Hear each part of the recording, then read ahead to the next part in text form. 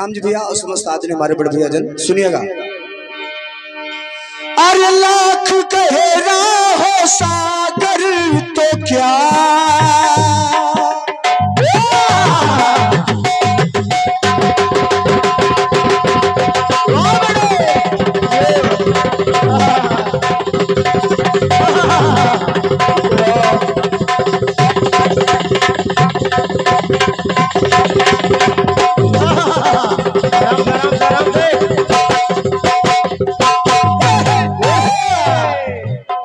बड़े भैया, ये गीत मैं आपके लिए गा रहा हूँ, आप सभी के लिए गा रहा हूँ।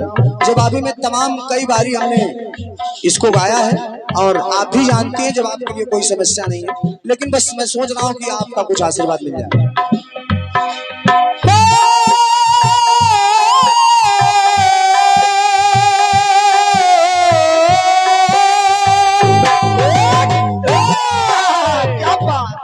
लाख गहरा हो सागर तो क्या प्यार में कुछ भी गहरा नहीं है। ये दीवानी हर उस मोड़ पे जिनमें आंखों का पहरा न हो,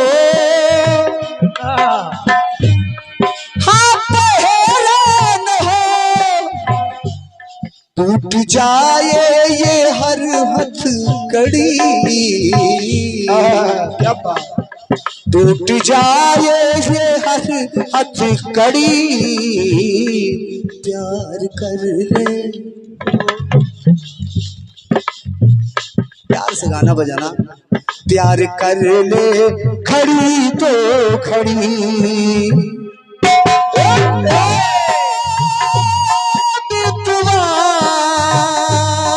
मितवा तेरे बिना लागे ना रे जियरा। सुनेगा, ये तो फिल्मी दुनिया वालों ने कहा।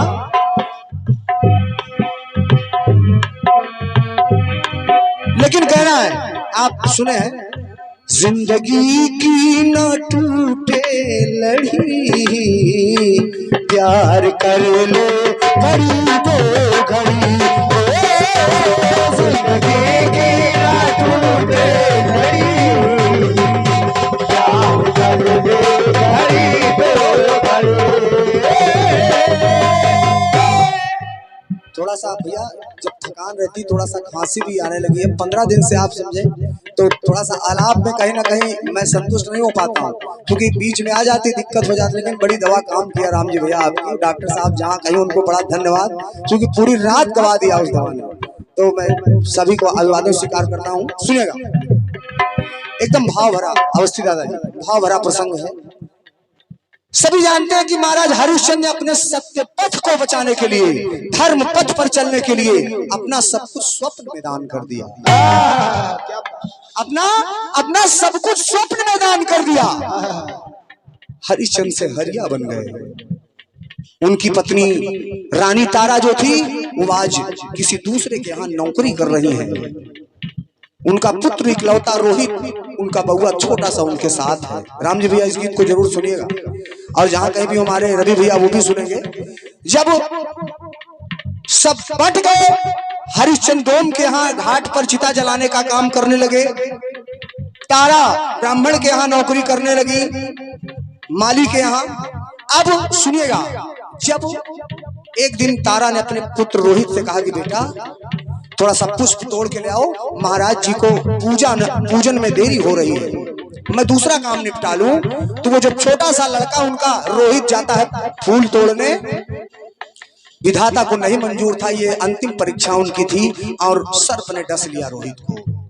जब रोहित को सर्प ने डस लिया, जब तारा को सूचना मिली भैया, जब तारा को सूचना मिली तो रोती बिलखती अपने बेटे की लाश को अपने गले से लगाए, अपनी छाती से चिपकाए, पहुंच गई उसी घाट पर जहां हरिश्चंद्र से हरिया बने चिता जलाने का काम करते हैं। और जा करके उनके सामने अपनी पुत्र की लाश को लिटा दिया। कहा, स्वामी ये हमारा और आपका पुत्र है, ये हमारा और आपका पुत्र है, स्वामी इसका अंतिम संस्कार कर दो, अभी इस दुनिया में नहीं रहा। जब हरिश्चंद्र ने सुना तो एक बाप का कि भगवान इतनी बड़ी परीक्षा ली और मेरी इकलौती संतान वो भी छीन लिया तुमने। लेकिन हमारे सनातन धर्म में ऐसे ऐसे राजा हुए, ऐसे ऐसे महाराजा हुए, ऐसे ऐसे पर्सन हुए, तब भी हरिश्चंद्र हरिया ने कहा कि तारा ये मेरा भले सगा पुत्र है लेकिन बगैर छदाम चुकाए इसका अंतिम संस्कार नहीं कर सकता मैं। जब कहा कि अंतिम संस्कार नहीं कर सकता, बढ़ा दीजिए भैया थोड़ा चाय हमारे पास यहाँ रख दीजिए। जब कहा नहीं कर सकता तो उस तारा ने, उस माँ ने, उस अबला माँ ने ईश्वर की तरफ इशारा करके कहा कि ईश्वर भैया भाई साहब, ईश्वर की तरफ इशारा करके तारा ने कहा कि परमात्मा ये तूने क्या कर दिया। सुनिएगा,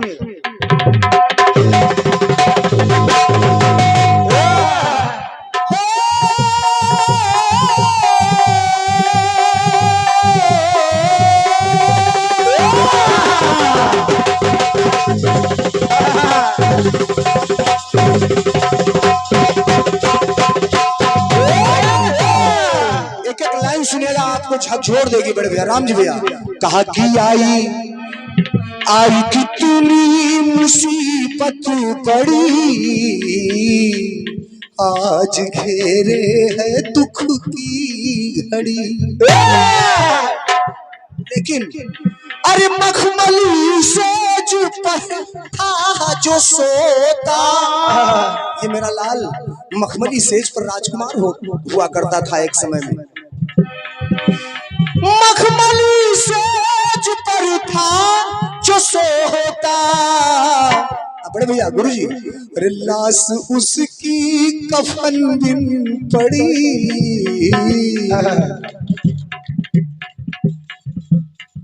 लाश उसकी कफन बिन पड़ी, आई दुख की ये कैसी घड़ी। लाश उसकी कफन बिन पड़ी, आज दुख की घड़ी। कहा अरे मख मेरे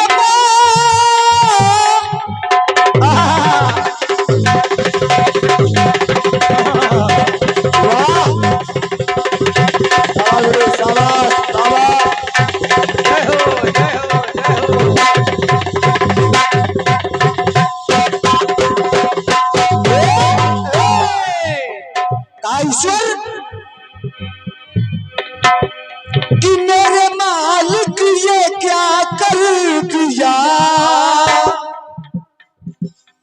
जो दिया था रे बुझा क्यों दिया।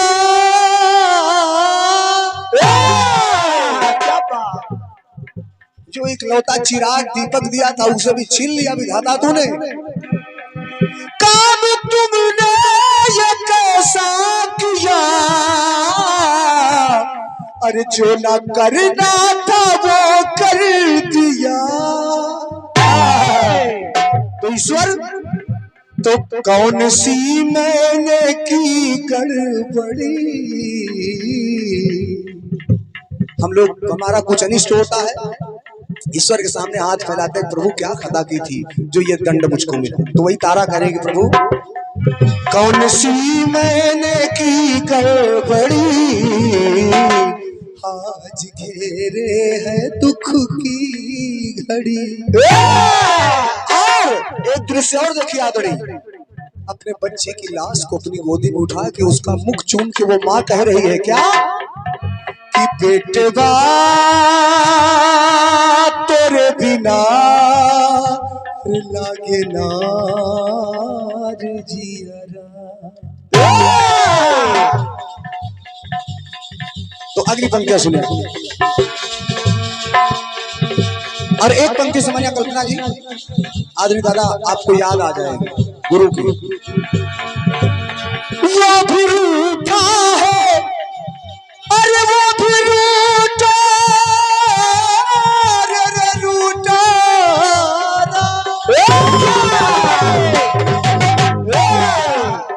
कहा ईश्वर, अरे वो भी रूठा है, दुनिया है रूठी, वो भी रूठा है, ये किस्मत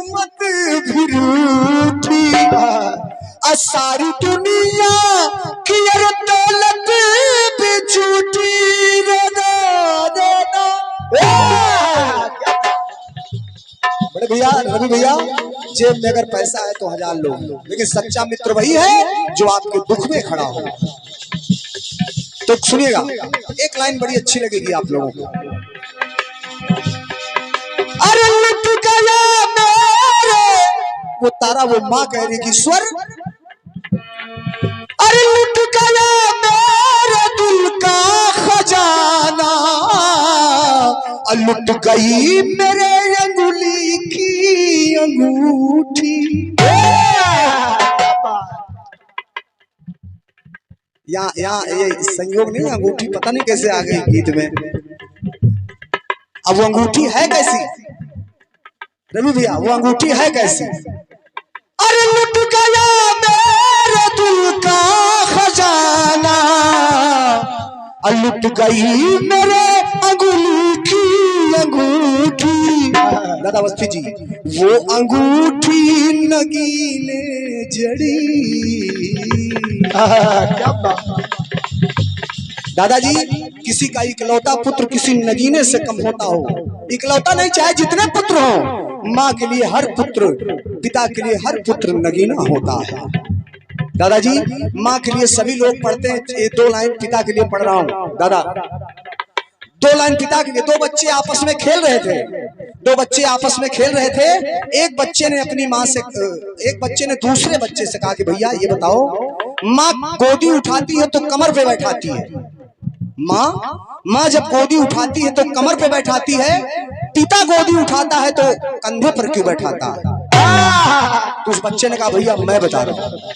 कहा कि माँ गोदी में इसलिए बैठाती, ममता मई है, वो कहती है कि बेटा जो मैं देख रही हूँ उसको भी तू देख ले।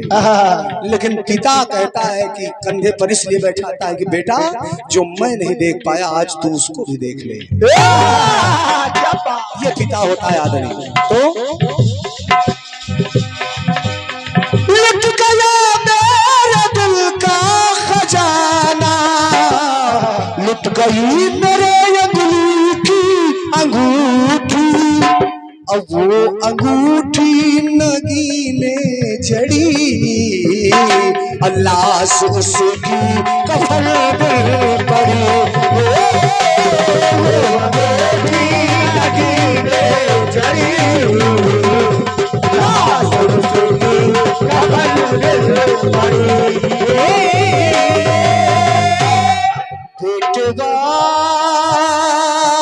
तोरे बिना और लागे ना मोरा जिया। दूसरी बात सुनिएगा, तारा कह रही है हो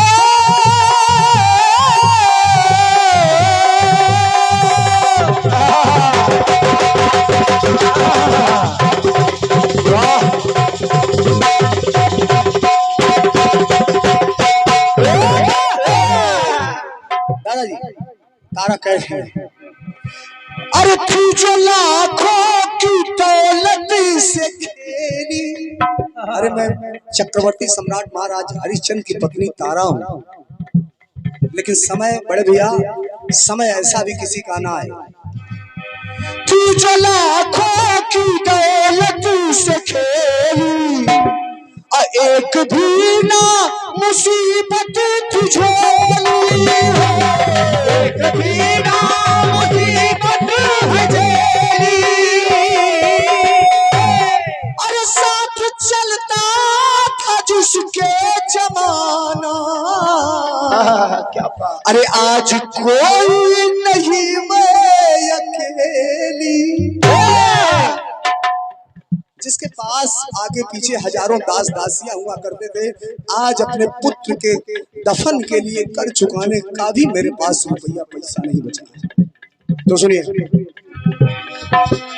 साथ चलता था जिसके जमाना, आज कोई नहीं मैं अकेली, तो पास कुछ भी नहीं मैं खड़ी,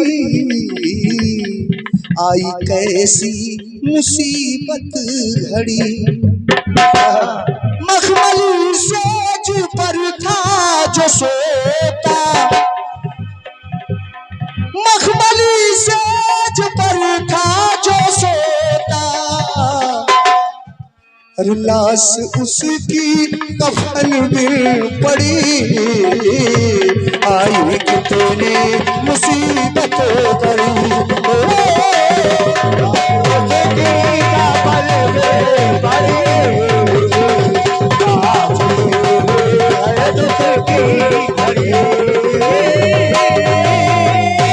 अंतिम टुकड़ा बढ़ गया, अंतिम टुकड़ा। अरे जीते जी जिंदगी जी रही थी, जो आपने दिया था, रानी से नौकरानी बना दिया, लेकिन स्वीकार किया प्रभु हम लोगों ने, हमारे पूरे परिवार ने स्वीकार किया। लेकिन अरे जीते जी जिंदगी जी रही थी, अचाक अपना जिगर सी रही थी, और ना जो जख्म थे जिगर में उसको सी रही थी। अरे अब बताओ करे क्या तूफानी। परम सदैव महागुरु गुरुवर स्वर्गीय दादा श्री श्याम तिवारी जी के चरणों में साष्टांग दंडवत होता हूँ। मैं चाहूंगा सभी गुरुओं के लिए एक बार जोरदार ताली आपकी तरफ से होनी चाहिए। धन्यवाद। अब बताओ करे क्या तूफानी, सब्र के आंसू में पी रही थी, लेकिन अरे अब तो उलझी कड़ी से कड़ी। जैसे ही साड़ी को अपने पल्लू को फाड़ के देना चाहा अंतिम संस्कार के लिए कर के रूप में, वैसे ईश्वर प्राकट हुए, ईश्वर का प्राकट हुआ, उनकी परीक्षा पूर्ण हुई, रोहित को पुनः जीवित कर दिया और उनका धन राज्य संपदा सब पुनः वापस कर दी गई। और बताया गया कि ये तो महाराज आपकी परीक्षा थी, क्योंकि रघुकुल रीति सदा चली आई, प्राण जाए बरु रचन जाएगा। मखमली सेज पर था जो सोता, लाश उसकी कफन में पड़ी, आज तो अपनी मुसीबत बड़ी, लाश उसकी कफन में पड़ी, आज दुख की घड़ी। बेटवा तेरे बिना लागे ना रे जियरा। सादर नमन है आपके आशीर्वाद के लिए। और थोड़ा समझ रहा हूं, मैं सोच रहा हूं कि नई कट पीस हो जाए। आइए, ये कट पीस भी आपका सुना है समझिए कल्पना जी, लेकिन आइए सुनिएगा, मैं आपके लिए दे रहा हूं। अरे कि भागो दौड़ो लोगो मेरी बेगम को पिला दो,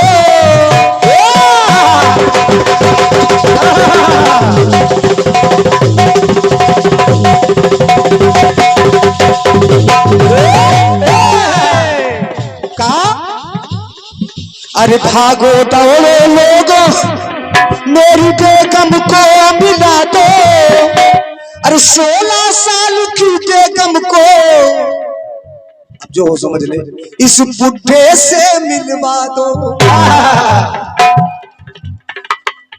और तो सुनिएगा,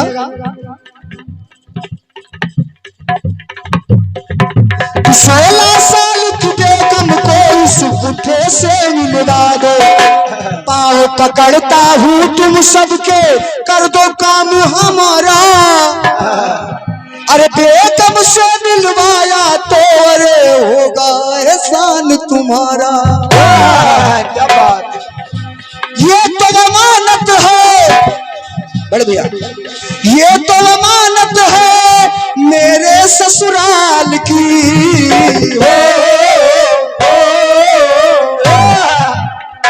बाकी समझने वाले समझ गए, बाकी अपना सही ठीक है।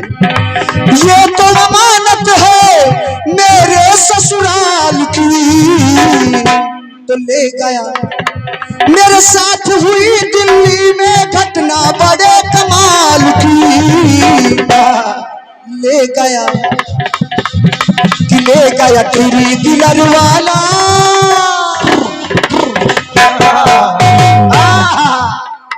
कि ले गया तेरी बिलरवा बेगम 16 साल की, ले गया तेरी बिलरवा बेगम 16 साल की, ले गया तेरी बिलरवा बेगम 16 साल की। बड़े भैया समानी पहले आज गाने हो गए, ले गया थ्री व्हीलर वाला 16 साल की, सैया जी दिलवा मांगे गमछा बिछा के, फिर क्या बुलेट पे जीजा, ऐसे से गीत आ रहे हैं। लेकिन पहले कैसे गीत आते थे कि मैं तुलसी तेरे आंगन की, मैं तुलसी तेरे आंगन की, और परदेसियों से नाखियां मिलाना, परदेसियों से नाखियां मिलाना। धन्यवाद। चूंकि मैंने तर्क दिया कि पहले ऐसे गीत होते थे, आज ये समय हो गया, लेकिन आइए चलिए।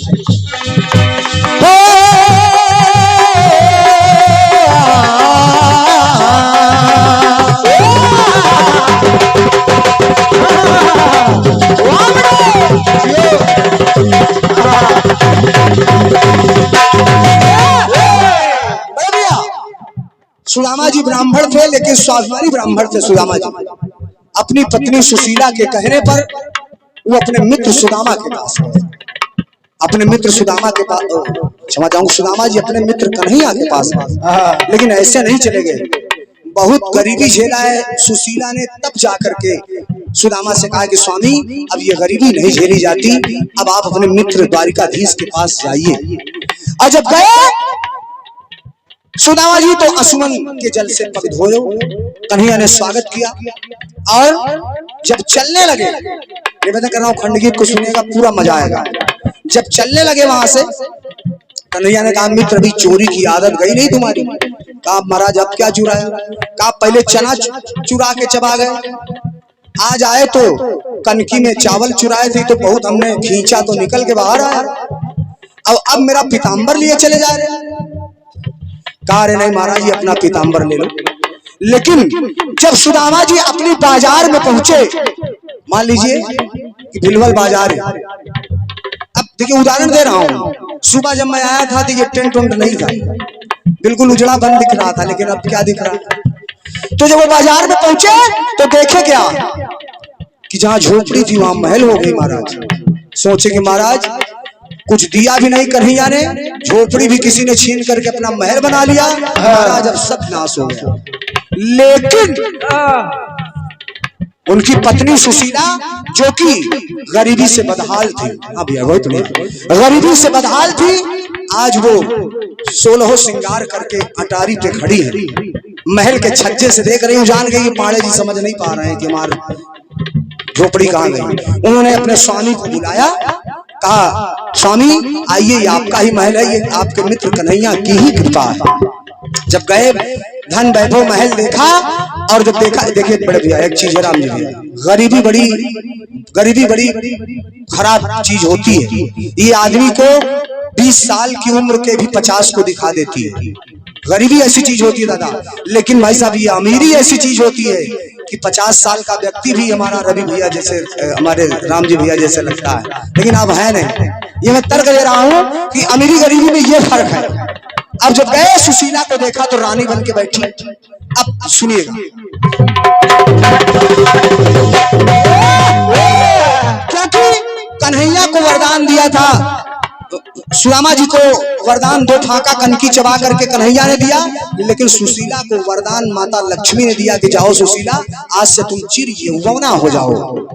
तो सुनिए, सुदामा जी ने देखा इस दृश्य को तो कह क्या रहे हैं, सोच रहे हैं, अरे फाका दूर किहिन पल भरमा, फाका मैंने गरीबी दादाजी, फाका दूर किहिन पल भरमा, अरे कनकी मोरी फाका, अरे बाका बाल न होवे उसका, मोरा कन्हैया बाका। सुदामा जी सोच रहे, कहाँ झोपड़ी कहाँ महली, अजब ठाठ है ठाठो, वह मेरे बचपन के मितवा, प्रेम गाठ है गाठिनी। तो बड़े भैया आज सुशीला को देखा एकदम सुंदरी लग रही, तो सुशीला के चेहरे को पकड़ के सुदामा जी कह क्या रहे हैं, महिमा बड़ी निराली, महिमा बड़ी निराली आली उस गोपाल की।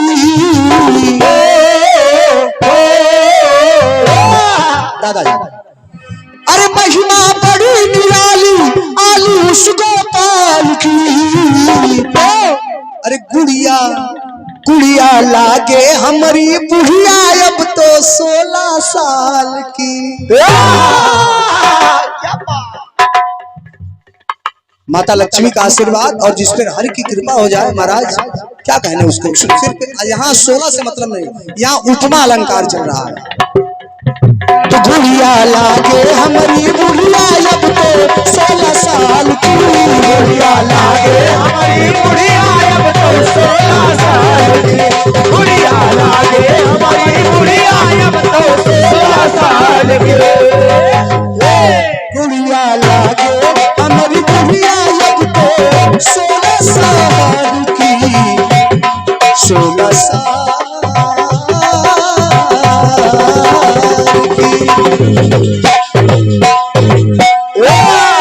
प्रेम से बोले सांवरे सरकार की जय हो।